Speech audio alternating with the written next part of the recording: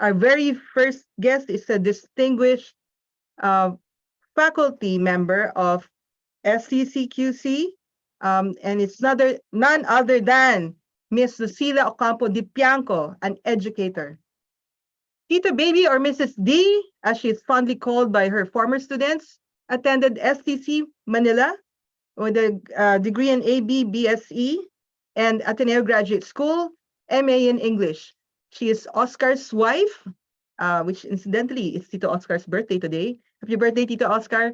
And mom of Joseph, Gerard, Mark, and Stephen, and their spouses and grandma of 8 grandchildren.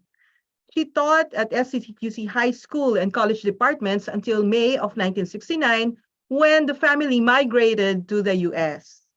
She taught English with the Los Angeles Unified School District for 31 years until 2000 and was rehired as a teacher consultant until 2005. Friends, let us all welcome Mrs. D. Hi, Tita Baby, how are you?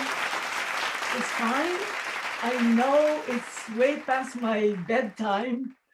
It's 11:54, but I'm still so high with all the adrenaline rush waiting for this portion of our program. Thank Actually, you. I listened to every word of each report that started this evening, and I'm really more than anxious to find out the new set of officers and the plans they have for this year. So thank you for your welcome. And Thank you thank you very for much. asking me.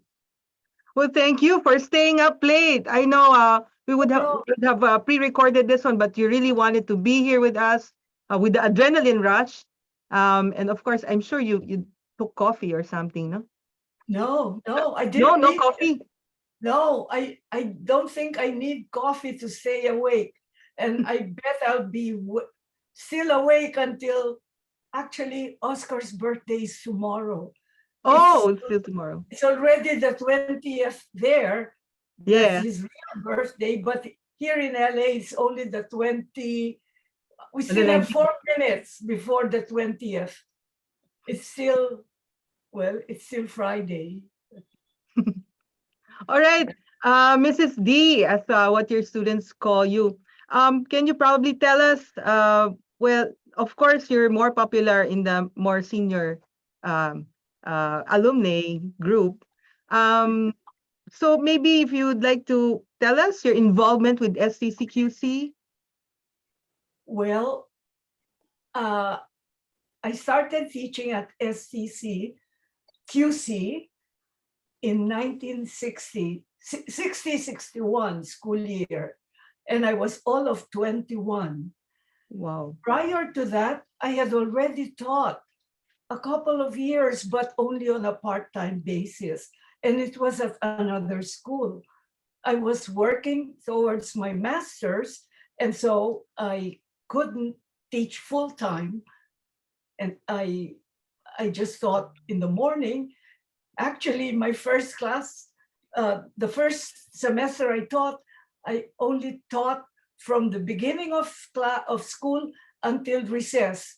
At recess time, I went home to work on my graduate school work. Well, anyway, uh, I I really enjoyed teaching at STC because it was a continuation of my own education at STC Manila, and where, by the way, I had Sister Joan Ebres for a classmate. We Wow. were classmates for 4 years in college. Yes, Wow, yes. I didn't know that. Oh, yes. She was the prefect of our sodality. I was the president of SCA. I suppose you still know Student Catholic Action. That was quite popular in those days. And to be a sodalist, that was really a very exclusive thing because only a handful of us in this entire student body belonged to the sodality. And sister was, well, she wasn't a sister, Josefina Nebres. I used to call her Banjo. She was the prefect of the sodality. Well, Oh, I see. anyway, my love for STCQC, I'm sure, stems from my devotion to STC Manila. But an added layer came about with my association with the student body, with my students. They were not only my students, many of them so faithful and true, they never forgot me through all those years. And in 2000, when I retired from LA Unified School District, I was surprised how close we really have been all the time. And so with the advent of email, we soon had our e-groups. And in 2000, upon our retirement, Oscar and mine, we started attending homecomings. So in 2000, we had the homecoming of Class 65. It was, I think, their 35th, if I'm not mistaken, because my math is not so good. So every year, I decided, if we can do it, why don't we go to the Philippines?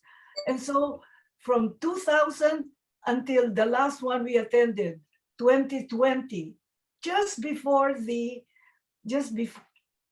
pandemic, we attended every homecoming except for 2019, and 1 year when we couldn't, because we had to take the whole family on a long Christmas vacation in Hawaii. But in 2019, I didn't think we would ever resume attending the homecomings, because the last high school class I taught at STCQC was the class of 1968. They are my bunso. And since in 2018, they have their Golden Jubilee, I told Oscar, tupad na ako sa lahat ng classes na tinuruan ko. I attended all their golden golden jubilees. So I said that was it. We didn't really have to go back for any more. But when 2020 came, and my class of 65 was going to have their Emerald Jubilee, I really just wanted to be with them. So I broke my own resolve, and we actually went back. And I never regretted it, even if we were caught in Manila during the pandemic. By the way, we were not affected by it, except for the difficulty and the anxiety. That was all. But how close am I to STCQC? As close as I am to each one of the students I had taught from 1960-61 until 1968. I also taught 3 years in college, at the college department, before it folded up, unfortunately. But it's all in God's plan. So, Tita Baby, you went to the States, migrated to the States in 1969. Yes. So, And that's, so you also went to the States to teach. yes, actually, I wanted to teach only for a couple of years. Oscar and I never thought of staying here in LA for good. But as it is, one thing led to another. We were going to go back to the Philippines around 72, 73, but then martial law came about, and many of our friends advised us not to come home yet. Wait until this is over. So we waited and waited and waited some more. In the meantime, our sons, we have 4 sons, as you said, were growing up, went from elementary to high school and college. By the time martial law ended, they were either in college or out of college. And there was no way we could go back because they had been not only educated here, but they have their ways set already. I'm And sure. it would be really a real uprooting. Mhm. And who knows if the transplantation will succeed. And so we took a gamble, we took a chance of coming here in 69, thinking we would just stay maybe 2, 3, but Mhm. not more than 4 years.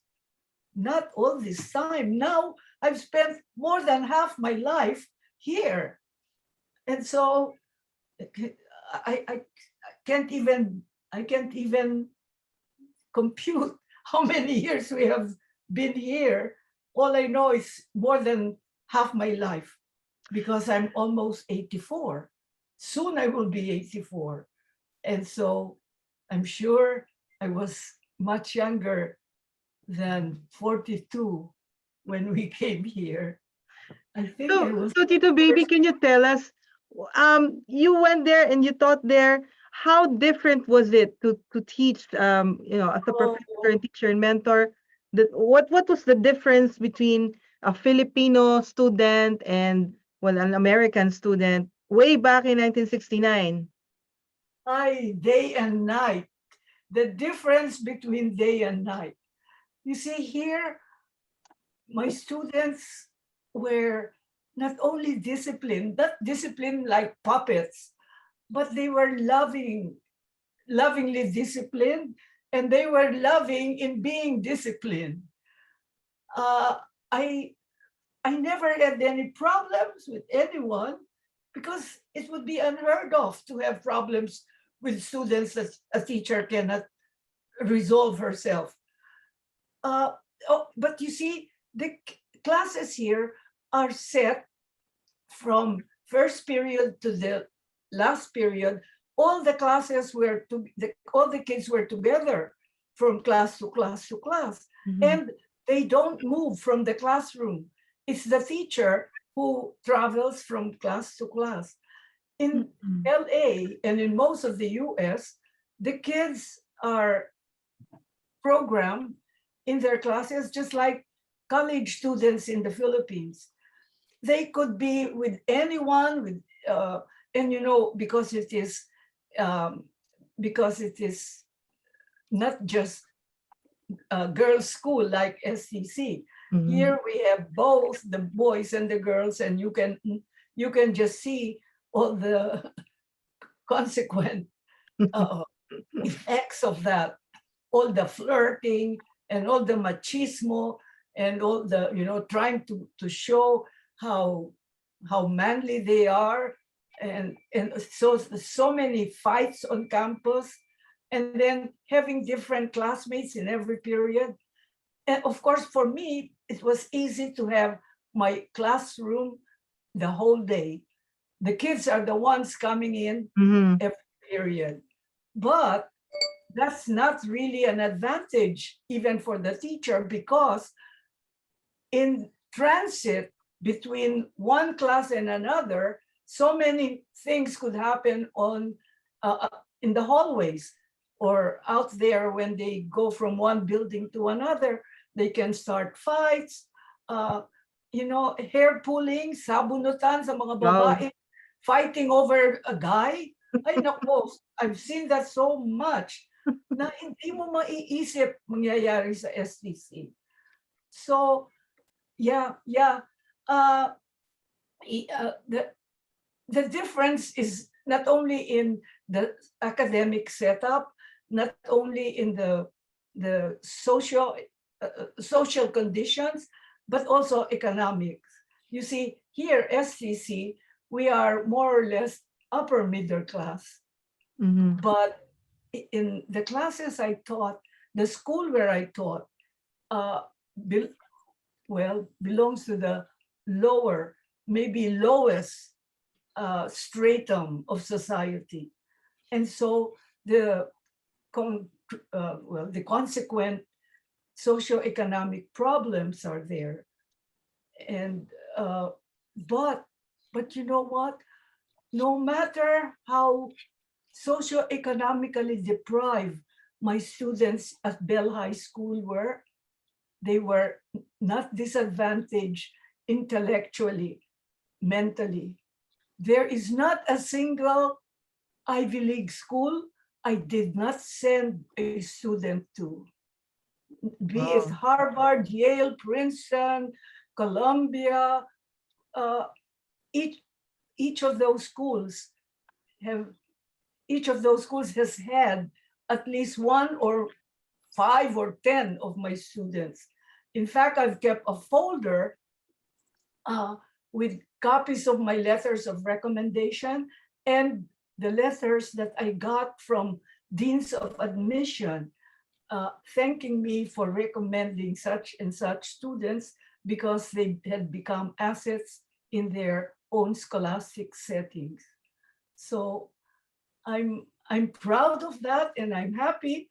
I can't really compare SCC with my Bell High School as far as the characters and the minds. It's just the socioeconomic difference that has, of course, affected their uh, their behavior or their academic excellence or lack of it. But I guess what you have done for these kids at Bell High is really commendable. You know, as a teacher also, I guess you are so proud of them that you're able to send them off to this to a future for them. No, Yes, I mean, I myself, I'm experiencing that, and it's really so fulfilling to have these kids go on with their lives. You know, yes, I'm happy yes. that you've had that experience also. At STC, I have every reason to be proud of each one of my students. But it's so easy because they're already placed in such enviable positions. While at Bell, my students have had to strive, to struggle, to fight, to find their ways to success. And so when they achieve it, I I cannot but I cannot help but be proud. And Wow. uh, but in the same way, I'm proud of my Parisians, and I guess it's always the case. When I'm with my Bell kids, I always talk about my Parisians, and when I'm with my Parisians, I brag about my Bell kids. And the same thing with my own sons. Sometimes they complain and they say, "Mom, what have you been telling your students about us?" I said, "Why?" "Well, I met one of your students and he told me about everything we do. Why have you been doing that?" I said, "Well, because I'm proud of you. And that is why when I'm here, I constantly talk about my students. And sometimes you're jealous and you tell me I love them more than I love you. Of course, I love you. You're my sons. But I'm proud of my students too because of what they've made of themselves. So Wow. I'm sorry. That's really something. Um, But I know I have many students here. I went through all the members who are participating here, mm, and I have quite a few, and they will tell you, I can see Koratek right there. They will tell you that once I keep going, there's no stopping me. So please tell me when I should quit. all So right. just On go the like, just okay, go. Tita Baby, we wouldn't like to keep you, no, because I know it's like past 12, past your bedtime, and That's but okay. but just on a last note, what would you like to impart to our viewers on the Theresian community on the celebration of STCQC's 75th Jubilee year? Oh, I would ask everyone, do you love your mom? Do you love your mother? How much do you love your mother? Do you celebrate her birthdays? Well, St. Teresa's is your alma mater. Alma mater is your mother soul, or your soul mother. And if you love your soul mother, who instilled in you not only your whatever you learned in elementary and high school, who develop your thinking and feeling and loving and interacting with others. Well, if you love and value all your upbringing, there's only one way to do it: celebrate your mother. And I think all of us can celebrate the 75th anniversary of STCQC by participating in every activity that is possible for you. Of course, if I cannot write a sentence, I cannot put a paragraph together, I cannot contribute to Solitaires, but I can at least contribute to Solitaires by ordering my books. And so, and it's not just Solitaires, it's for everything. Attending the homecoming, participating, contributing, not just money, but remember our T, our time, our treasure, and our talents. So love your mother, love your alma mater, because she is your mother, and do everything you can to celebrate her 75th birthday. Wow, thank you very much, Mrs. D. Tito Baby, thank you for staying up late for us and sharing your life and love to the STCQC community today. Thank you I'm very staying much. until, I'm staying until the end. All right. Because, yeah, survival of the fittest. Matira ang matibay. Thank you so much.